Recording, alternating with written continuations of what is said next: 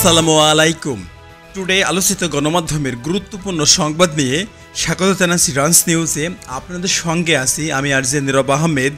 আজ জানাবো বাংলাদেশ ও আন্তর্জাতিক গণমাধ্যমের আলোচিত খবর ও বিশ্লেষণ। এসএসসি ফলাফল প্রকাশ, পাশের হার 89.78%। ডেঙ্গু রোগী বেড়েই চলেছে, 24 ঘন্টায় মৃত্যু হয়েছে 17 জনের। গার্মেন্টস শ্রমিকদের আন্দোলন, ন্যূনতম মজুরি 16,000 টাকা দাবি। পদ্মা সেতুতে টোল বৃদ্ধি নিয়ে বিতর্ক। রিজার্ভ 28 বিলিয়নের নিচে, টাকার মান আরও কমেছে। দেশের বিভিন্ন স্থানে বন্যা পরিস্থিতি আরও ভয়াবহ। এখন শুনবেন আন্তর্জাতিক সংবাদ শিরোনাম। গাজায় রাতভর বোমা বর্ষণ, নিহত শিশুর সংখ্যা বেড়েছে। ফ্রান্সে রাজনৈতিক অস্থিরতা, প্রেসিডেন্ট ম্যাক্রোর সিদ্ধান্ত নিয়ে। ভারত চীন সীমান্তে নতুন করে উত্তেজনা।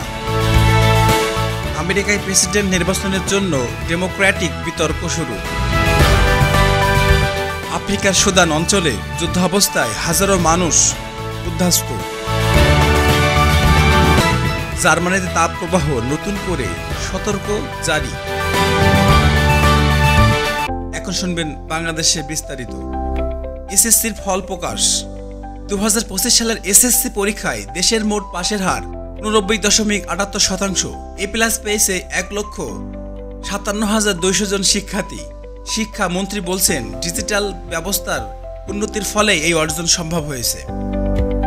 ডেঙ্গু রোগী বেড়েই চলেছে, 24 ঘন্টায় নতুন আক্রান্ত 1,895 জনের, মৃত্যু হয়েছে 17 জনের। ঢাকায় হাসপাতালগুলোতে জায়গায় সংকট। বিশেষজ্ঞরা বলছেন, বৃষ্টির পরপরই পরিষ্কার পরিচ্ছন্নতার গাফিলতির কারণেই এই পরিস্থিতি। গার্মেন্টস শ্রমিকদের আন্দোলন, গাজীপুর ও আশুলিয়ায় বিক্ষোভের উত্তাল।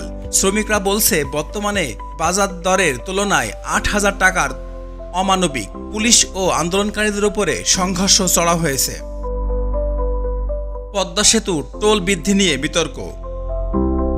টোল চার্জ 10% বৃদ্ধি পাওয়ায় পরিবহন মালিকরা বলছে, এটি যাত্রী ভাড়ার উপরে সরাসরি প্রভাব ফেলবে। রিজার্ভ কমেছে, টাকার মান পড়েছে। দেশের বৈদেশিক মুদ্রার রিজার্ভ 28 বিলিয়নের নিচে নেমেছে। ডলারের বিপরীতে টাকার মান দাঁড়িয়েছে 120 টাকা। বিশেষজ্ঞরা বলছে, আমদানি নির্ভরতা ও রেমিটেন্সের ভাটা এর মূল কারণ।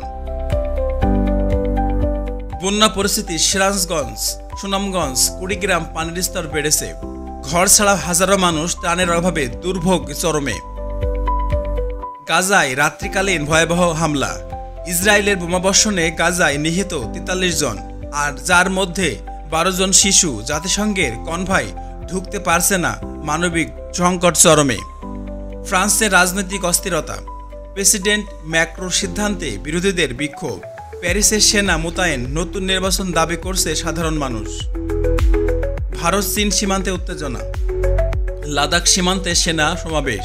দুই দেশের মধ্যে সামরিক পর্যায়ে বৈঠক হলেও সমঝোতা হয়নি। বিশ্ব নেতারা উদ্বেগ প্রকাশ করেছে। আমেরিকায় প্রেসিডেন্ট বিতর্ক শুরু। ডেমোক্রেটিক পার্টির অভ্যন্তরে বিতর্ক। জলবায়ু, স্বাস্থ্যনীতি এবং অভিবাসন নীতিকে ঘিরে তুমুল আলোচনা। সুদানে যুদ্ধ পরিস্থিতি। দক্ষিণ সুদানের সরকার ও বিদ্রোহীদের মধ্যে তীব্র সংঘর্ষ চলছে। হাজারো পরিবার ঘরছাড়া হয়ে আশ্রয়কেন্দ্রে অবস্থান করছে। জার্মানিতে তাপপ্রবাহ, 42 ডিগ্রি সেলসিয়াস পর্যন্ত তাপমাত্রা। স্কুল বন্ধ, অফিসে হিট অ্যালার্ট। পরিবেশবিদরা বলছে, জলবায়ু পরিবর্তনের কঠিন বাস্তবতা এটি। এখানেই শেষ করছি আজকের আলোচিত সংবাদ শিরোনাম। আপনাদের সঙ্গে ছিলাম আমি আরজে নীরব আহমেদ। রান্স নিউজে আমরা তুলে ধরেছি বাংলাদেশের বাস্তবতা, বিশ্ব পরিস্থিতির প্রতিচ্ছবি। চোখ রাখুন, কান রাখুন সত্যের পথে, গণমানুষের পাশে। চ্যানেলটি সাবস্ক্রাইব করতে ভুলবেন না। লাইক দিন, শেয়ার করুন। আপনাদের পাশে থাকার আমাদেরই অনুপ্রেরণা। পরবর্তী সংবাদ বিশ্লেষণে নিয়ে আবারও দেখা হবে। এখানে শেষ করছি। আসসালামু আলাইকুম ওয়া রাহমাতুল্লাহি ওয়া বারাকাতুহু। রান্স নিউজে সত্যের সঙ্গেই আপনার পাশে। Take care in your health. Good bye, আল্লাহ হাফিজ।